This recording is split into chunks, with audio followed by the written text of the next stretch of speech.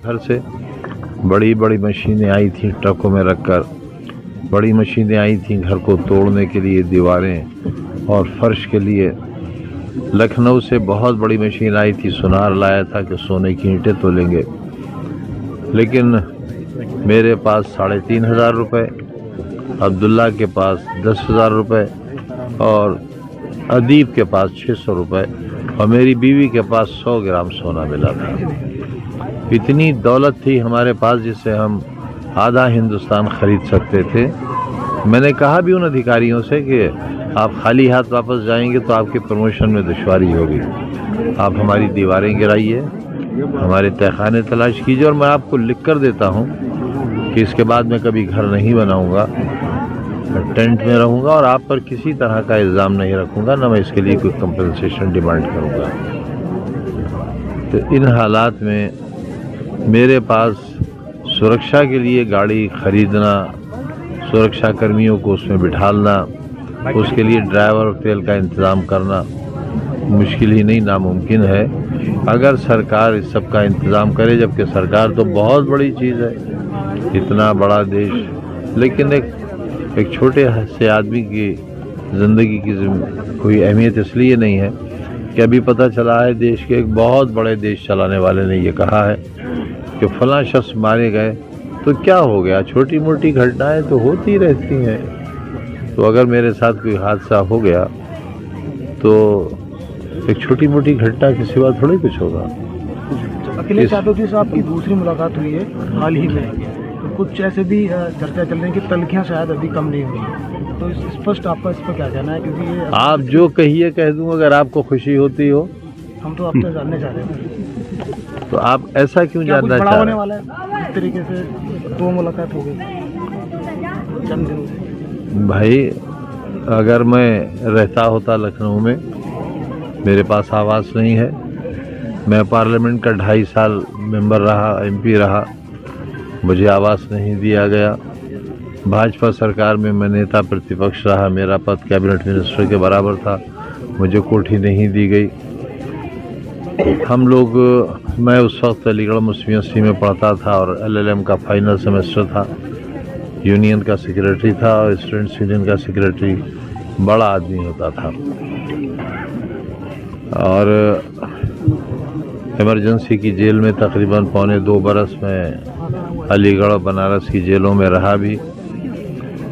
हमने जब सरकार बनाई तो हमने और मुलायम सिंह जी ने ये तय किया कि जिन लोगों ने इमरजेंसी की जेल काटी है उन्हें लोकतंत्र सेनानी कहा जाए।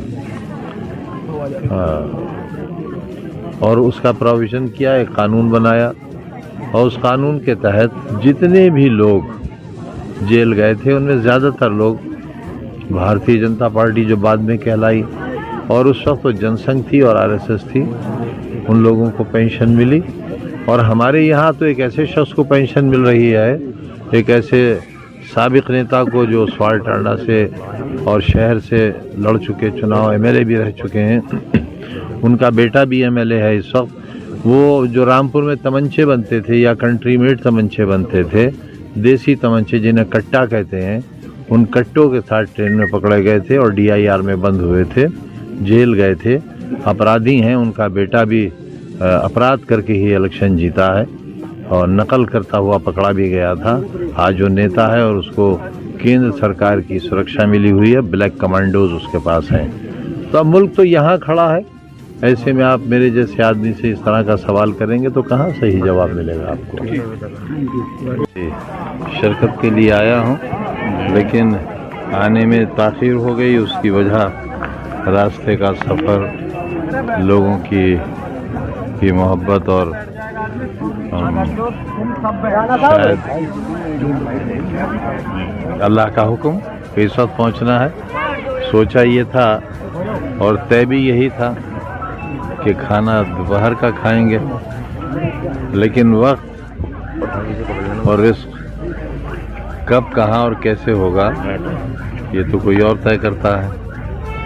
मुझे याद है पिछली बार जब 3 बरस की जेल काट कर मैं निकला हूँ तो सुप्रीम कोर्ट में हमारी एक बेल हुई, आखिरी बेल, और उसी दिन हम पर एक मुकदमा और कायम कर दिया गया ताकि हम रिलीज़ ना हो सकें। सुप्रीम कोर्ट ने उस मुकदमे का बहुत बुरा माना और सुप्रीम कोर्ट ने कहा कि ये सुप्रीम कोर्ट की तौहीन है। एक शख्स को हमने बेल दी और आपने उसे रोकने के लिए एकदम एक नया मुकदमा कायम कर दिया। और ये पहला मौका था आज़ाद हिंदुस्तान के 70 सालों में उस वक्त जब संविधान की वो धारा जिसमें सुप्रीम कोर्ट के जज किसी भी मुजरिम को किसी भी वक्त रिहा कर सकते हैं, उस धारा का इस्तेमाल करते हुए मुझे फ़ौरन रिहा करने का आदेश हुआ। और इंतहा ये थी कि चाय बनी हुई रखी थी और मुझे जेलर ने चाय तक नहीं पीने दी कि नहीं साहब, हम आपको बिल्कुल नहीं रुकने देंगे। उसी तरह इस बार भी हुआ कि रिहाई आई और एक मुकदमे में 3 धाराओं का इजाफा कर दिया गया ताकि मुझे रोका जा सके। लेकिन क्योंकि अब वो रिस्क वहाँ से ख़त्म हो चुका था मेरा, लिहाजा हुकूमतों की और बदख्वाहों की तमाम कोशिशों के बावजूद फ़िलहाल मुझे रोका नहीं जा सका और आपके सामने आने का मकसद आपकी खुशियों में शरीक होना था। और ऐसी महफ़िलें, ऐसी खुशियाँ, तकरीबन 10 बरस से हम ऐसी महफ़िलों से महरूम से हैं। कभी पुलिस से छुपते हैं, भागते हैं, कभी पुलिस वाले हमारे पीछे डुगडुगी बजाते हैं, नगाड़ा बजता है, ऐलान होता है कि एक मुजरिम भागा हुआ है, उसे जो पकड़ कर लाएगा उसे इनाम दिया जाएगा। तो खुद को बचाते फिरे हैं और बचाते बचाते आ गए हैं आपके बीच, अभी बचे हुए हैं। खान साहब, आप बिहार चुनाव में नहीं पहुंचे, वहाँ पर आपको स्टार प्रचारक के तौर पर भाई वहाँ कहा यह जा रहा है, देखिए जब वहाँ व्यवस्था परिवर्तन हुआ, यानी जब चेंज ऑफ गवर्नमेंट हुआ, तो ये कहकर हुआ कि जंगल राज का खात्मा होगा। और कुछ दिन तक ऐसा हुआ भी कि वहाँ लॉ एंड ऑर्डर मेंटेन हुआ। लेकिन चंद महीनों के बाद से ही लेकर तकरीबन 20 सालों तक बिहार में जो राज रहा, उसे खुद पिछले चुनाव में भी और इस चुनाव में भी देश के तमाम बड़े नेता, और नेता ही नहीं बल्कि देश को चलाने वाले लोग ये कहते रहे कि वहाँ जंगल राज है। तो अब हमें मानने में कोई इतराज़ नहीं होना चाहिए जब सत्ताधारी दल ही कह रहा हो, जब देश के प्रधानमंत्री, गृह मंत्री, मुख्यमंत्री कह रहे हो कि यहाँ जंगल राज है। 20 साल तक जो लोग जंगल राज से निजात नहीं दिला सके, ऐसी जगह तो आपने देखा मैं यहाँ अकेला आया हूँ, मेरे साथ कोई सुरक्षा नहीं है, कोई सिक्योरिटी नहीं, जबकि आप जानते हैं कि मुझे तो लोगों ने यहाँ तक कह दिया, भाजपा के नेताओं ने, कि मैं मारा जा चुका हूँ। तो यूँ कहिए कि मैं एक जिंदा लाश हूँ जो उनके लिए भी बाकी है। तो ऐसे हालात में मेरा जाना, जंगल राज में जाना कोई अक्लमंदी की बात नहीं थी। अगर कोई हादसा पेश आ जाता तो खामखा मेरी वजह से राजनीतिक दल को नुकसान होता। मतलब आपने वायु सुरक्षा की जो पीरियड थी, आपको सुरक्षा मिली थी, उसको वापस करने का क्या कारण है? देखिए, मुझे Z श्रेणी सुरक्षा मिली हुई थी और किसी राजनीतिक दल ने नहीं दी थी ये सुरक्षा। यहाँ बैठे नहीं सर, बल्कि ये सुरक्षा मुझे उस वक्त के गवर्नर ने दी थी। और Z श्रेणी की सुरक्षा के बावजूद उस वक्त के SP रामपुर ने ये लिखा था कि ये नाकाफ़ी है, इन्हें Z स्पेशल दी जाए। जब जब सरकारों में रहा या मैं वैसे भी रहा तो मेरे पास Z श्रेणी की सुरक्षा रही। अब Y की सुरक्षा मिली है और ये खबर मुझे अखबारों से मिली है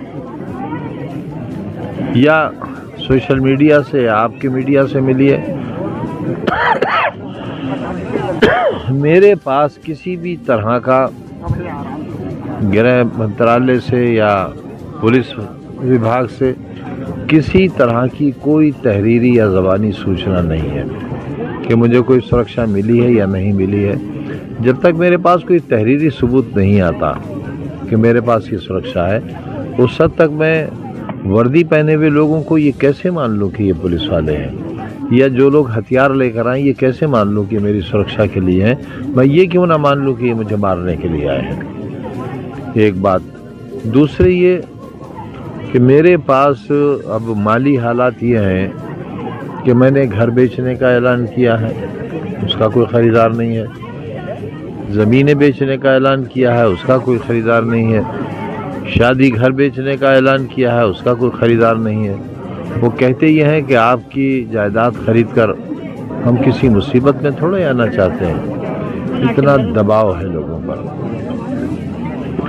ऐसे में जब IT रेड हुआ मेरे घर, दीवारें कूद कर आ गए, तब